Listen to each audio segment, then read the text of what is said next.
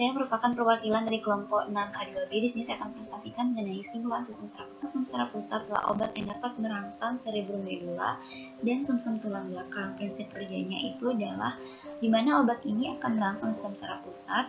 Terlebih dahulu harus mampu menembus sawar darah dari otak. Perangsangan sistem saraf pusat ini tujuannya adalah sebagai analitik atau perangsang pernapasan, penurunan nafsu makan atau anoreksia untuk pengobatan kegemukan dan untuk pengobatan keadaan tertekan atau depresi mental. Di mana obat-obatan ini memiliki 4 golongan utama, yaitu ada analeptika, tumenametilsantin, perangsang psikomotor, dan juga halusinogen. Yang pertama akan kita bahas dalam mengenai analeptika, di mana obat analeptika adalah senyawa yang dapat meningkatkan ventilasi pulmonari, meningkatkan respon rasa sensori, dan percepat pulihnya refleks normal sesudah anestesi. Analeptika digunakan sebagai obat pilihan untuk pengobatan depresi pernapasan yang disebabkan oleh penggunaan narkotika, senyawa pembuat saraf otot, antagonis opiat, atau senyawa antikolinesterase. Selain menimbulkan efek rangsangan pernapasan pusat, analeptika juga merangsang sistem saraf pusat. Golongan ini kurang efektif jika digunakan untuk depresi ventilasi disebabkan oleh henti jantung. Kemudian golongan yang kedua adalah golongan tumenametilsantin. Golongan tumenametilsantin apabila dalam dosis kecil dapat dijadikan sebagai tonikum dan juga omeman penyedap. Sedangkan pada dalam dosis besar digunakan untuk perangsangan sistem saraf pusat dan juga perangsangan pusat pernapasan. Di mana contoh obat ini adalah kafein, tiofilin, dan juga tiobromin. Namun saat ini penggunaannya sudah tidak dianjurkan lagi karena menimbulkan insomnia dan juga takikardia. Kemudian perangsangan psikomotor. Perangsang psikomotor ini merupakan senyawa yang dapat merangsang pusat psikomotor sistem saraf pusat, terutama digunakan untuk meningkatkan suasana hati pada penderita depresi mental. Perangsang pusat saraf simptomatik ini merupakan bagian dari perangsang psikomotor. Selain itu ada juga golongan antidepresan. Golongan antidepresan ini dibagi lagi menjadi penghambat monoamin oksidase, antidepresan trisiklik, antidepresan tetrasiklik, dan golongan lain diantaranya trazodon, aminitin, dan juga moclobemid. Selanjutnya adalah golongan halusinogen. Nah, golongan halusinogen merupakan senyawa yang merangsang sistem saraf pusat. Halusinogen mampu mengubah suasana hati, pikiran, perseptis, dan tingkah laku yang menimbulkan ilusi dan halusinasi. Efek halusinogen juga dapat dihasilkan oleh penggunaan dosis tinggi pada pengobatan bromida, amfetamin, kokain, dan skopolamin. Halusinogen dibagi menjadi kelompok yaitu fenitiramin, indol, dan marihuana. Ini merupakan pembagiannya.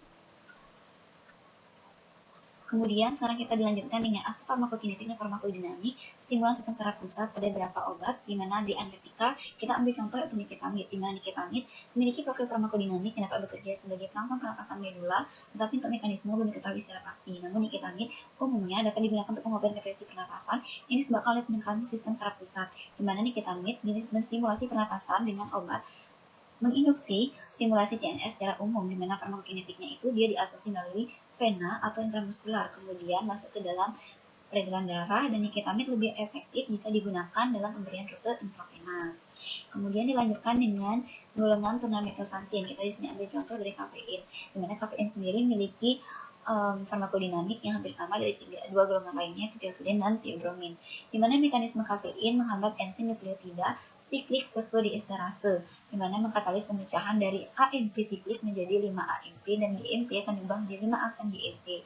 Kemudian farmakokinetiknya itu adalah di mana waktu paruhnya itu 3 hingga 7 jam, dinilai dari 2 kali lipat apabila dalam kondisi tertentu, misalkan wanita hamil atau wanita yang mengkonsumsi pil kontrasepsi. Kemudian waktu paruhnya itu sekitar 3 sampai dengan 4 jam per hari dan diekspresikan sekitar 86%.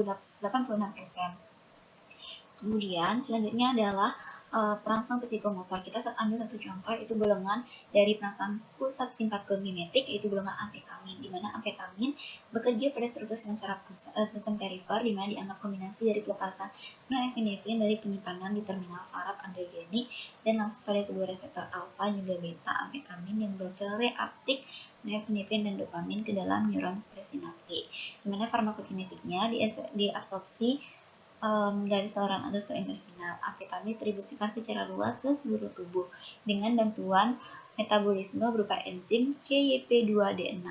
Dieliminasi pada pH urin normal, diekspresikan pada sekitar 30 sampai dengan 40%. Mengenai hubungan kuantitatif dan kualitatif struktur dengan aktivitas obat dari stimulan sistem saraf pusat. Yang pertama di sini kita akan bahas yaitu tumenametilsantin. Nah, seperti yang teman-teman dapat lihat bahwa di sini terdapat tabel mengenai golongan kafein, tiofilin, dan tiobromin. Masing-masing dari tabel tersebut pada rantai samping R1 dan R2 memiliki gugus metil dan juga hidrogen, di mana kedua gugus ini akan mempengaruhi aktivitas dari perangsangan pusat dari 3 obat ini, di mana untuk obat-obatan yang memiliki metil yang berikatan pada gugus rantai samping ini akan meningkatkan efektivitas dari penggunaan obat tersebut.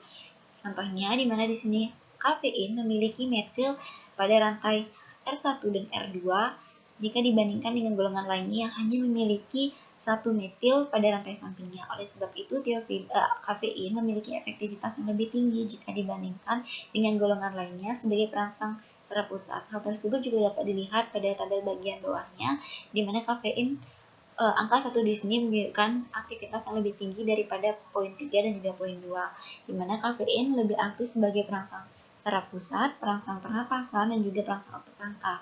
Sedangkan untuk teofilin lebih untuk dilatasi koroner dan perangsang jantung. Sedangkan tiobromin sebagai diuretik.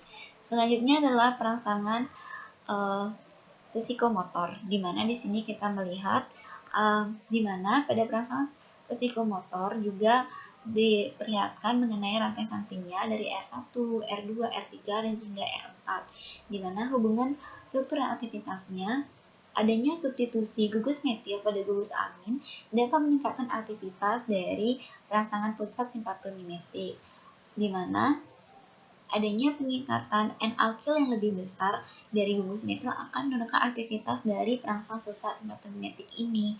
Kemudian adanya sekretasi pada rantai samping akan menurunkan efek perangsang saraf dari pusat tetapi tidak mempengaruhi efek anoreksogenik. Kemudian aktivitas akan maksimal bila jumlah atom C rantai sampingnya itu 2. Bila jumlah atom C rantai sampingnya ditingkatkan, maka aktivitas akan menurun.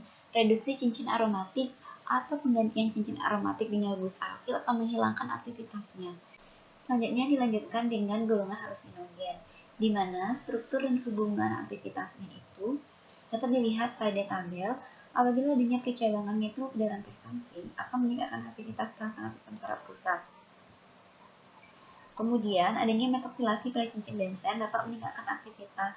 Aktivitas optimal dapat terjadi bila gugus metoksi atau alkil pada posisi para secara umum dapat menurunkan atau tidak mempengaruhi aktivitasnya. Kemudian, selanjutnya adalah golongan turunan indol, yaitu asam lisergat, di mana asam lisergat adanya atom C asimetrik seperti pada Q8 dan C5 dapat menghasilkan 4 diisomer, yaitu asam 1 lisergat serta asam 1 isolisergat. Dari keempat isomer ini hanya D asam lisergat yang mempunyai aktivitas halusinogen. Kemudian masih molekul dan stimulan sistem saraf pusat.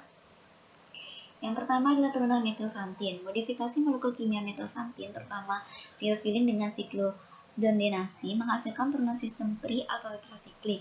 Reaksi 8 bromotioprilin dengan metilhidrasin diikuti oleh kondensasi dengan asetil asetat menghasilkan turunan 11 yang setelah siklisasi antar molekul memberikan triazepino tiofilin 12 yang sesuai. Modifikasi ini akan menghasilkan agen depresan yang kuat. Kemudian dilanjutkan dengan perangsang psikomotor, di mana perangsang pusat simpatomimetik modifikasi molekul untuk meningkatkan sifat hidrofil akan menurunkan aktivitas gugus hidroksid pada rantai samping yang akan menurunkan aktivitas yang sedang berlangsung hidroksilasi cincin aromatik dan menghilangkan aktivitas, di mana perangsang psikomotor ini adalah golongan antidepresan trisiklik, senyawa yang menunjukkan aktivitas yang tinggi bila jumlah C pada rantai samping adalah 2 atau 3, bila jumlah rantai samping C 1 atau lebih dari 3, dan percabangan pada rantai menyebabkan senyawa itu menjadi tidak aktif. Kemudian, selanjutnya adalah antidepresan trisiklik. Antidepresan trisiklik yaitu adanya penambahan substituen 3Cl10-metil dan 10,11 dimetil dapat meningkatkan aktivitas. Contohnya adanya jembatan posisi 10 sampai di 10,11 yang terbentuk yaitu CH2. Kemudian adanya penambahan CH pada dibensatin dan juga S, dan ketiganya akan aktif sebagai antidepresi dengan penambahan substituen tersebut. Kemudian atom N cincin desikam yang dapat diganti dengan atom C dan tetap aktif sebagai antidepresi penghilang selektif cincin bensen untuk menghilangkan aktivitas antidepresi. Nah, demikian presentasi dari kelompok 6A2B. Saya ucapkan terima kasih atas perhatiannya.